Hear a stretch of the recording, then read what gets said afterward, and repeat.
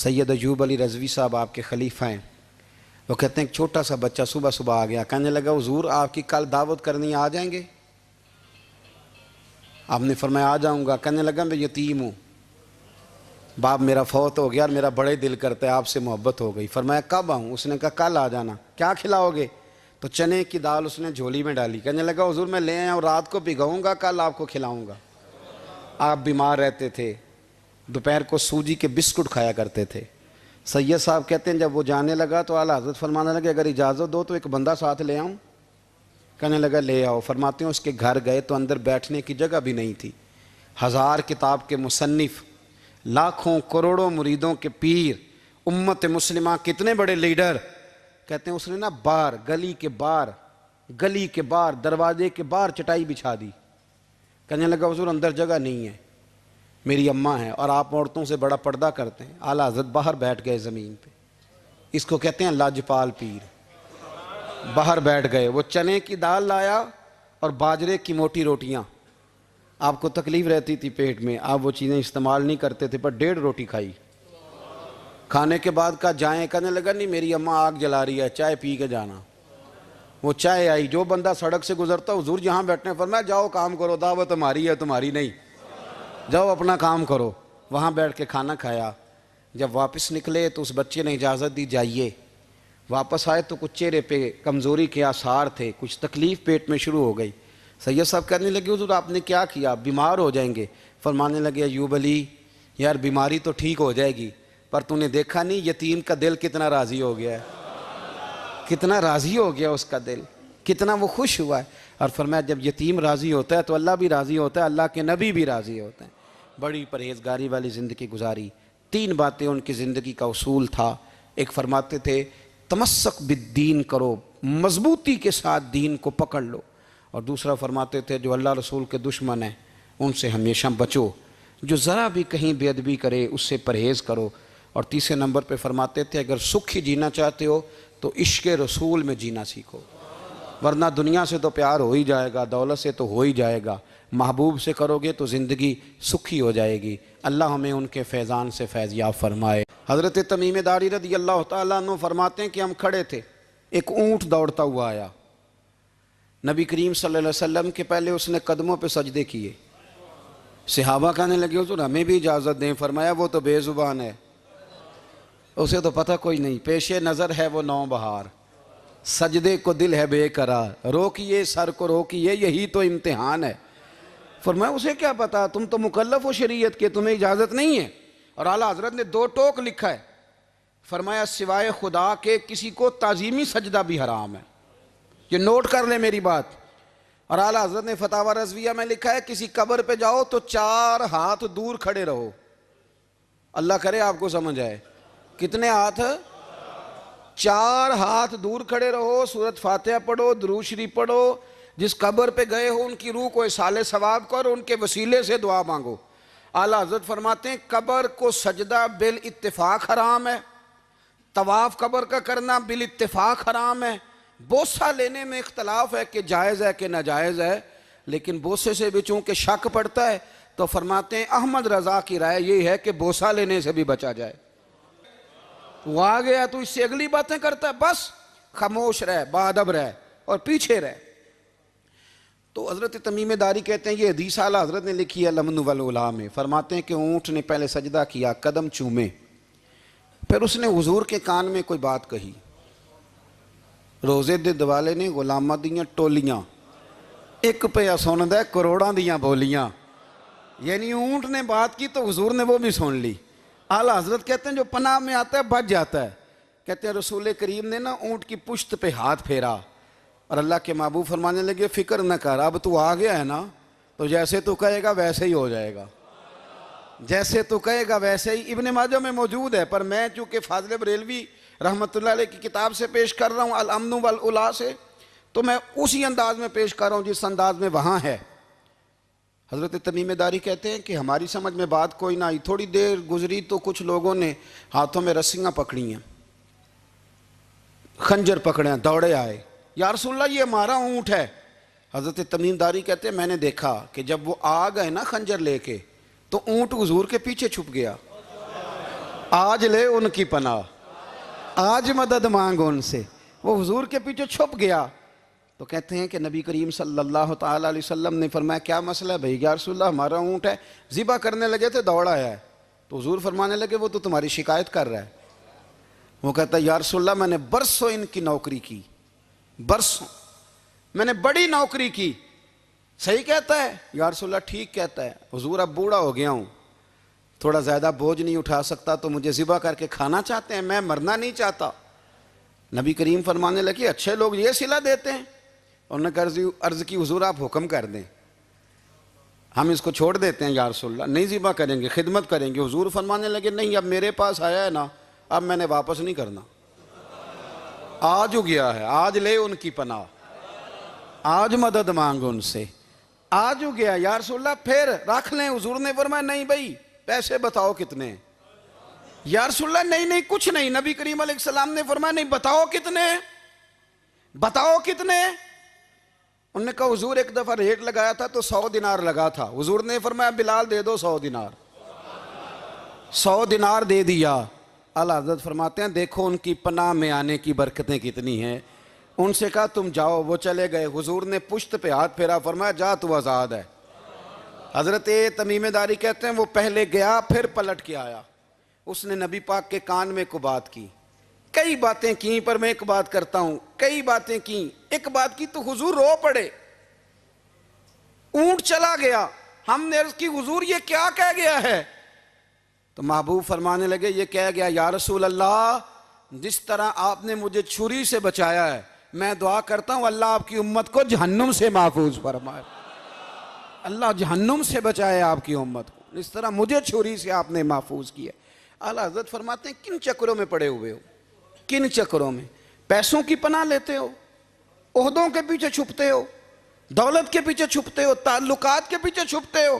فرمایا مصیبت آئے گی تو یہ سارے ہٹ جائیں گے، اگر پناہ لینی ہے تو مدینے والے محبوب کی پناہ لو، دروازہ رسول پہ آؤ، نبی کریم کی بارگاہ میں جھکو، حضور سے پیار کرو۔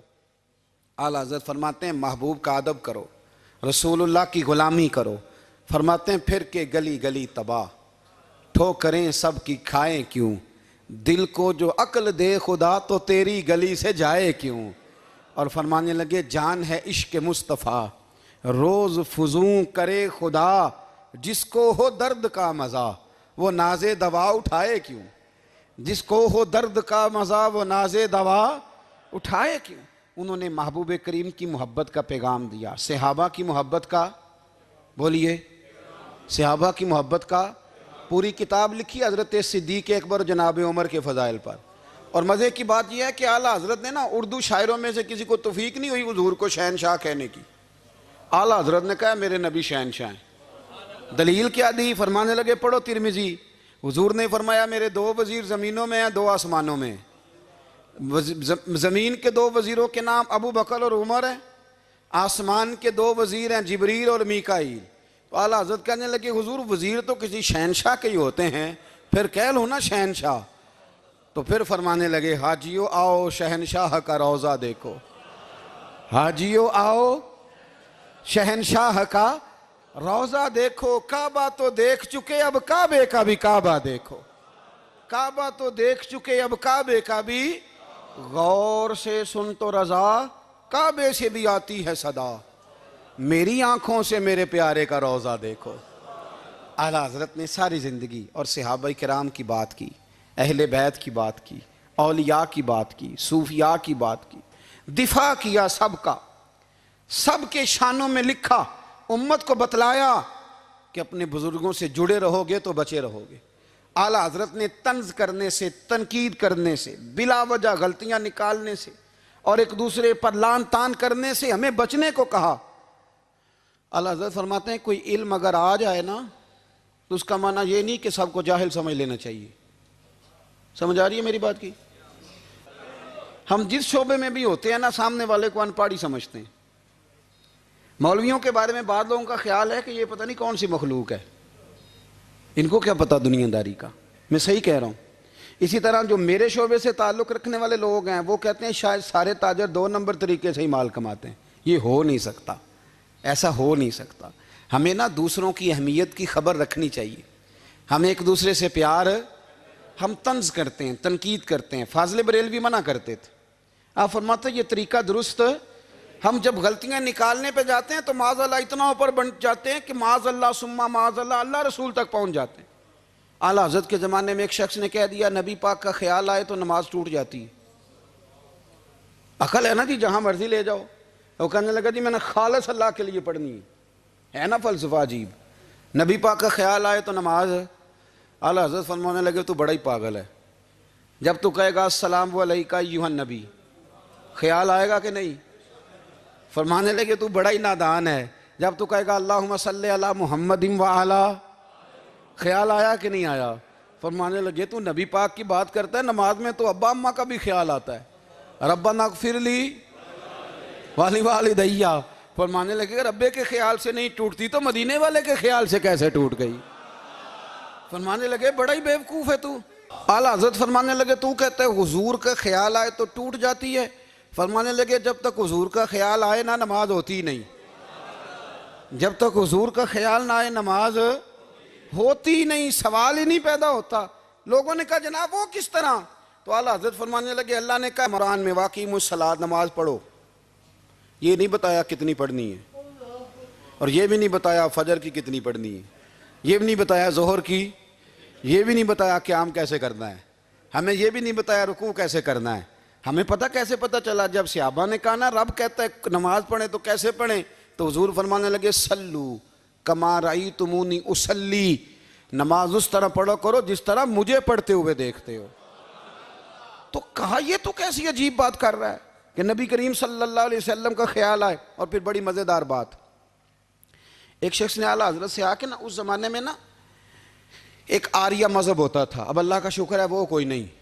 اب ویسے جو بڑے نئے نئے مذہب نکل آئے ہیں، جو آدمی جتنا پڑھ جاتا ہے معاذ اللہ وہ ایک نئی بات ہی شروع کر دیتا ہے، اور جو انوکھی بات کرے اس کے پیچھے رش بھی زیادہ ہو جاتا ہے. سٹائل ذرا ہٹ کے ہو نا جی تو ذرا ماحول جلدی بن جاتا ہے. تو وہ آریہ مذہب تھا، تو وہ ایک آریہ آ گیا اعلیٰ حضرت کے پاس، آ کے کہنے لگا کہ فرض کی اہمیت زیادہ ہے کہ سنت کی؟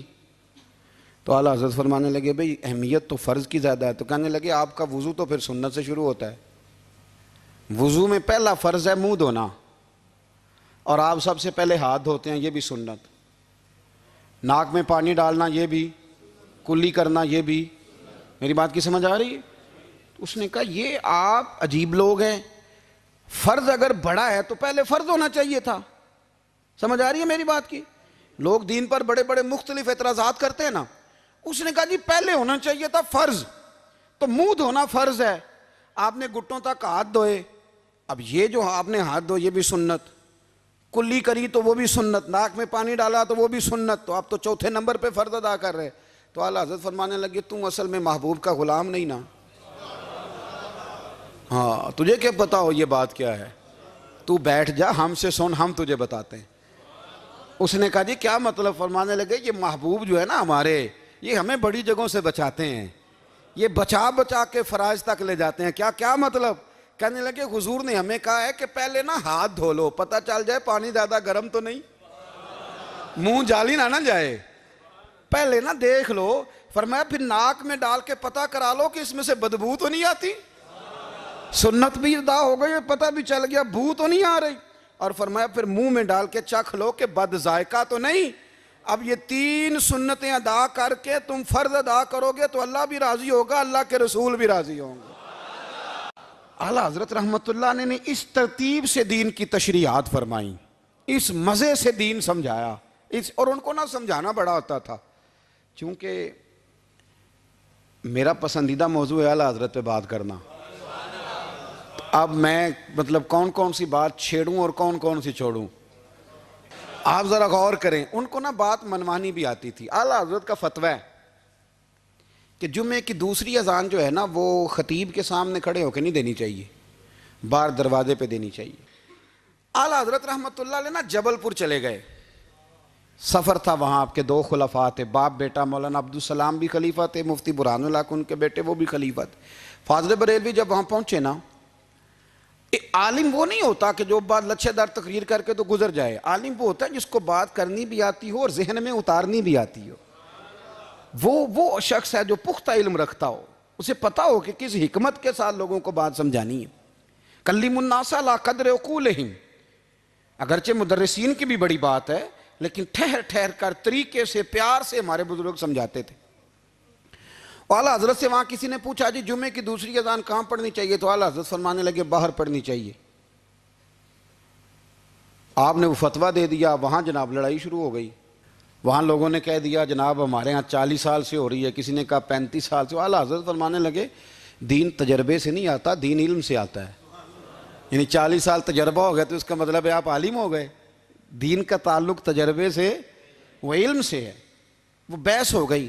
اعلیٰ حضرت نا انگریز کی عدالت نہیں جاتے تھے، فرماتے تھے عدالت تو وہ ہوتی ہے جہاں عدل ہوتا ہے، آپ اس کو کچہری کہتے تھے، عدالت کہتے ہی نہیں تھے، اور کبھی گئے ہی نہیں تھے۔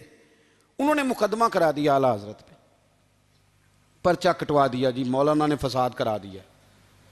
اب وہ جج مسلمان تھا، اس نے ریڈ کر لیا، وہ جو نائب قاصد نہیں، وہ ادری جس کو کہتے ہیں آوازیں دیتا ہے، فلاں بن فلاں حاضر ہو، وہ اعلیٰ حضرت کا مرید تھا۔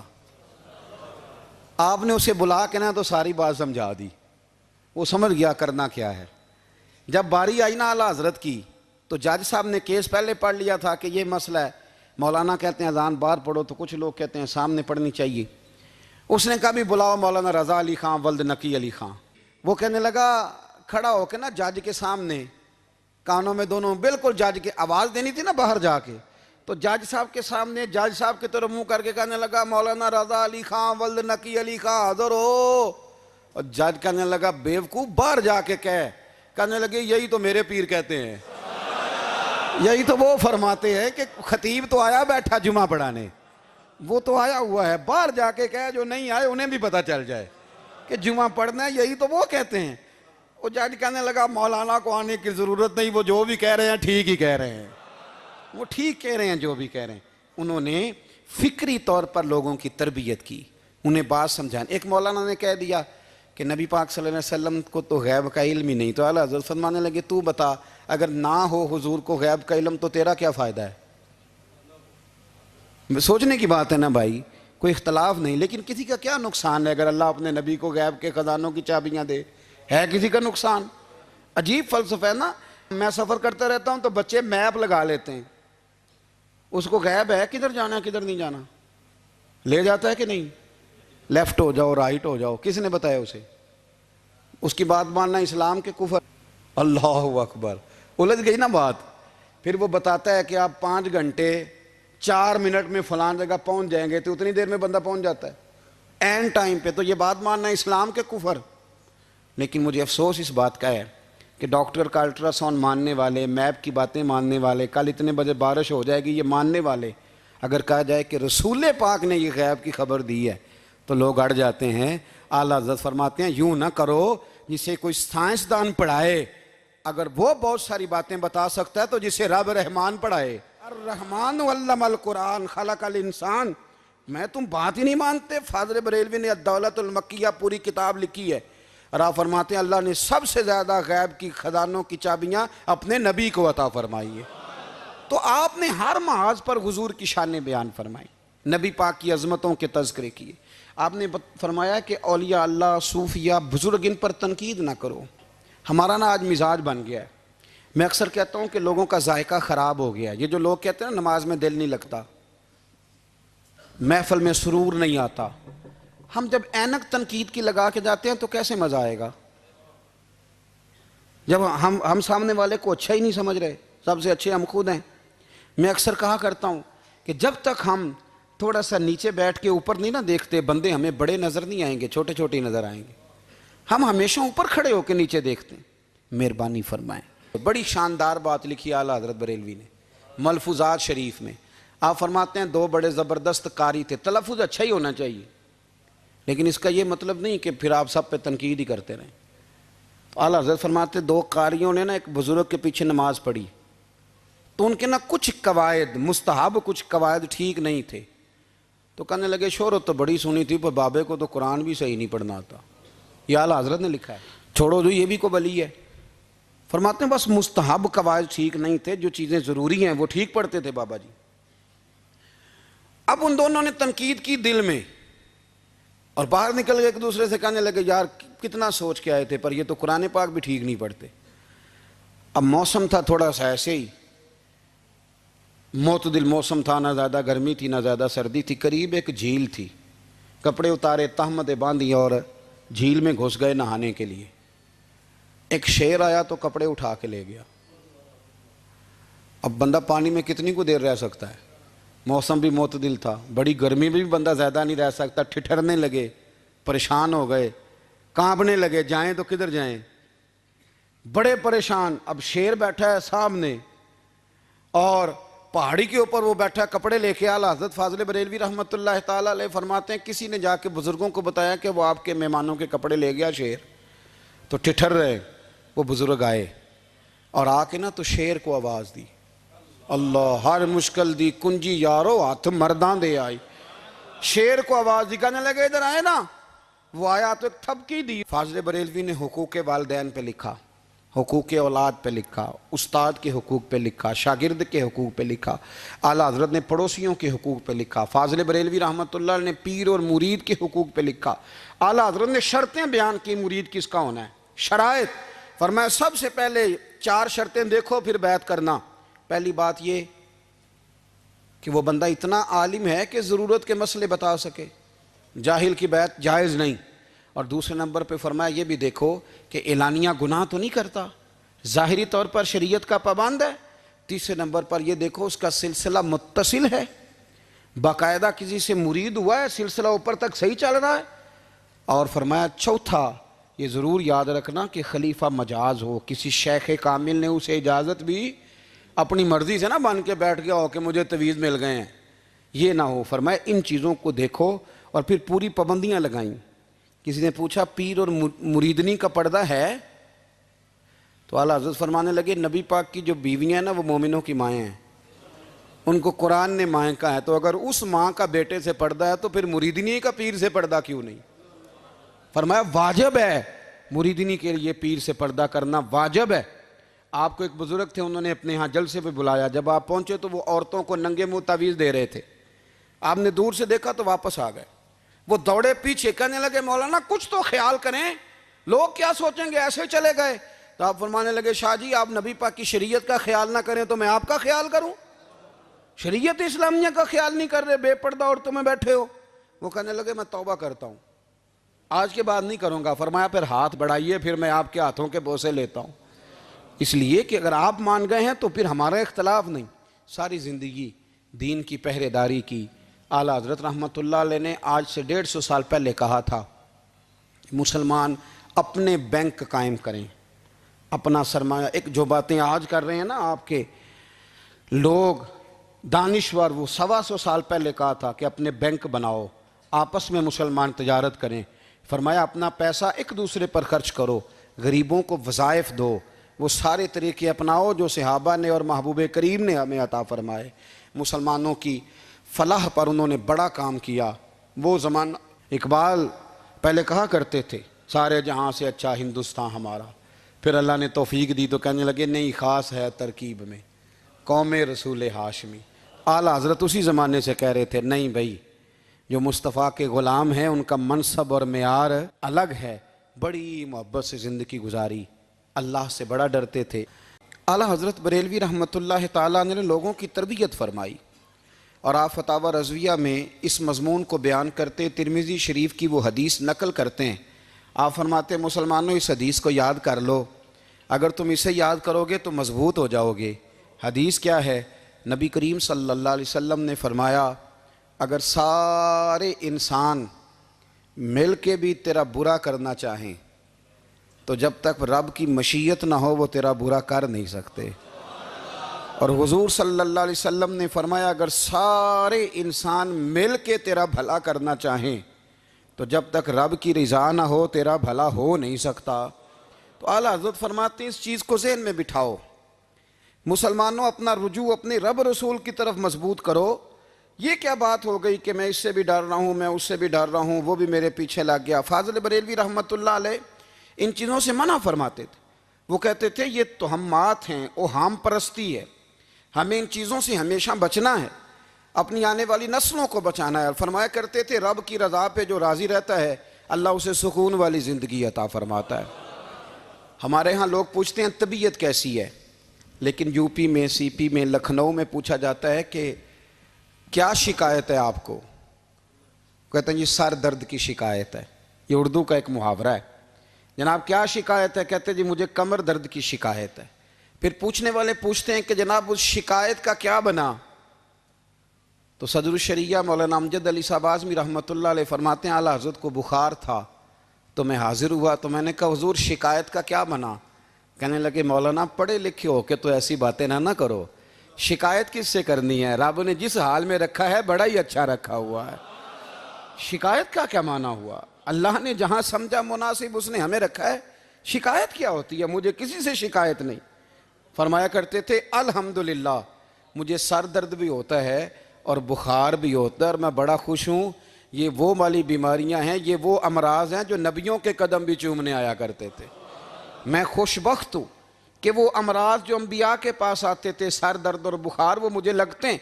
اپنی زندگی کو رضا والی زندگی بنایا۔ یقین بڑا کامل تھا میرے اعلیٰ حضرت کا۔ امام غزالی نے حدیث لکھی ہے، نبی کریم صلی اللہ علیہ وسلم نے فرمایا ہے یقین اس طرح سیکھا کرو جس طرح تم قرآن سیکھتے ہو۔ آج میرے دور کا سب سے بڑا مسئلہ یقین کی کمزوری ہے۔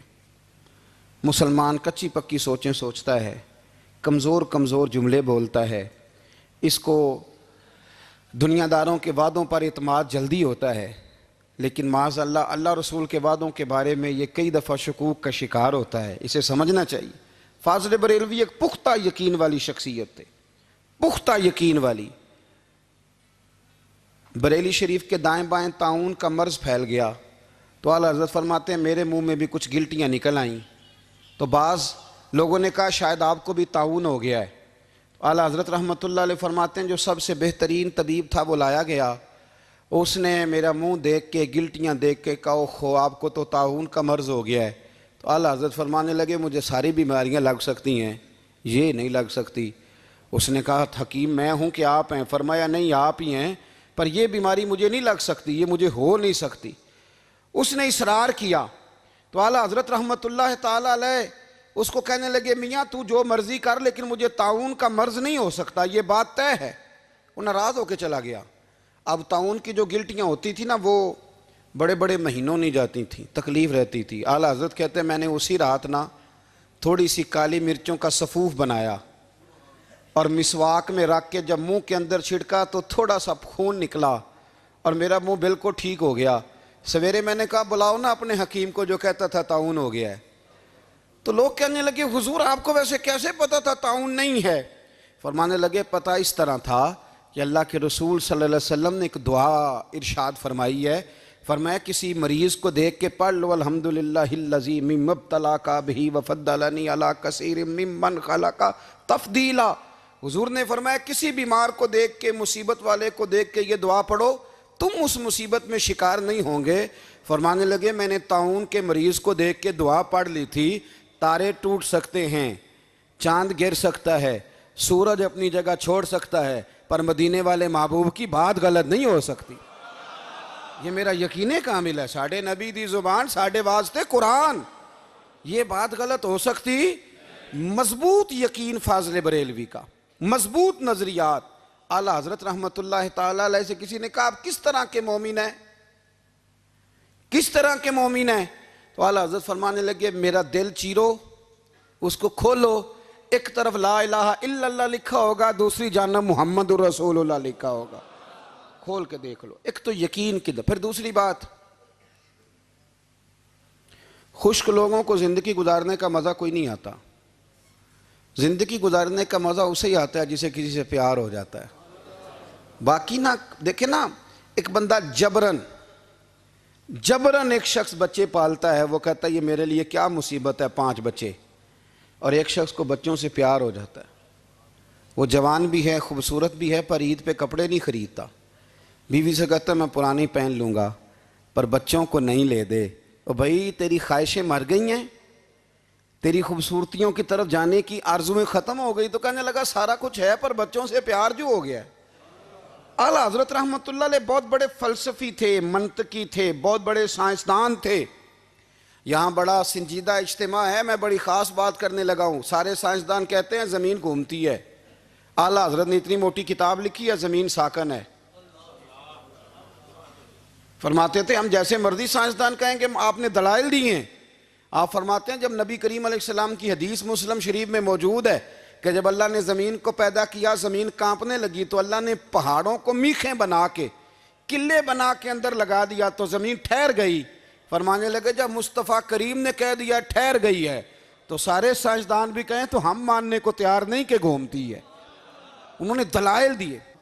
وہ ہمیں نہ روز کہہ دیتا ہے ڈاکٹر آپ کی طبیعت خراب ہے، کھانسی ہے، گھر میں کسی اور کو تو نہیں؟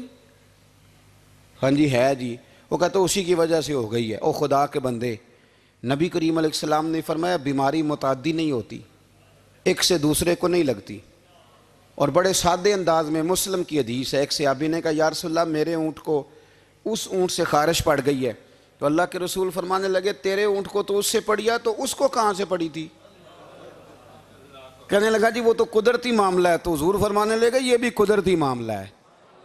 اب ہمیں جو مرضی، اعلیٰ حضرت کے زمانے میں لوگوں نے کہا کشش ثقل ہے، زمین اپنی طرف چیزوں کو کھینچتی ہے، دلیل کیا ہے؟ وہ کہنے لگے جی سیب گرتا ہے تو زمین پہ، آم گرتا ہے درخت سے تو زمین پہ، امرود گرتا ہے تو، انار گرتا ہے تو زمین میں کشش ہے، کھینچ لیتی ہے۔ اعلیٰ حضرت فرمانے لگے شاباش، سائنسدان جو کہیں گے ہم مانیں گے۔ فرمانے لگے زمین نے آدھا کلو کا سیب کھینچ لیا ہے، 1.5 پاؤ کا انار کھینچ لیا ہے، پر ہم نے غبارے میں 1.5 چھٹانگ ہوا بھر دیا، وہ تو زمین سے کھینچا نہیں گیا۔ یہ کس قسم کی کش سے ثقل ہے؟ یہ ابھی 2 سال پہلے ڈاکٹر عبد القدیر خان کا مضمون چھپا تھا روزنامہ جنگ میں۔ وہ کہتا ہے مجھے وہ مولوی چاہیے تھا جس کے پاس قرآن حدیث بھی ہو اور سائنس کے علوم بھی ہوں۔ کہتا میں نے زمانے کے دروازے کھٹکھٹائے، پھر میں پہنچا بریلی کے امام کے پاس، اور کہتا ہے وہاں جا کے نہ میں ٹھہر گیا ہوں، اس لیے کہ مجھے قرآن و سنت کا نور بھی ملا ہے اور مجھے سائنس کے رموز بھی ملے ہیں۔ یہ واحد شخص ہے جو دین کو سائنس کا پابند نہیں کرتا بلکہ سائنس کو مدینے والے کا غلام بناتا ہے، مدینے والے کا غلام بناتے ہیں۔ تو اعلیٰ حضرت فرمانے لگے عجیب فلسفہ ہے نا جی، آم کھینچ لیا اس نے، سیب کھینچ لیا، امرود کھینچ لیا، پر اس سے 1.5 چھٹانگ والا غبارہ۔ تو لوگوں نے کہا حضور پھر مسئلہ کیا ہے؟ آپ فرمانے لگے مسئلہ یہ ہے کہ ہر چیز اپنی اصل کی طرف لوٹ جاتی ہے، ہر چیز اپنی، سیب امرود انار زمین سے پیدا ہوتے ہیں تو زمین پہ گرتے ہیں، ہوا کی اصل اوپر ہے، اس لیے جب غبارے میں ہوا بھریں گے تو ہوا اس کو اوپر لے جائے گی۔ ہاں جب اس سے ہوا نکل جائے گی تو پھر غبارہ جو جس کی اصل ہوتی ہے ادھر لوٹ جاتا ہے۔ انسان مٹی سے بنا ہے تو جاتا کہاں ہے؟ مٹی دیں مٹی رہنا ہی، ایمی کا دی بلے بلے، آج مٹی دے اتے بندیا تے کل مٹی دے تھلے۔ تو اعلیٰ حضرت رحمت اللہ تعالیٰ علیہ نے نا اپنے سارے علوم کو نبی پاک کا غلام بنا دیا۔ آپ فرمایا کرتے تھے آج لے ان کی پناہ، آج مدد مانگ ان سے، کل نہ مانیں گے قیامت میں اگر مان گیا۔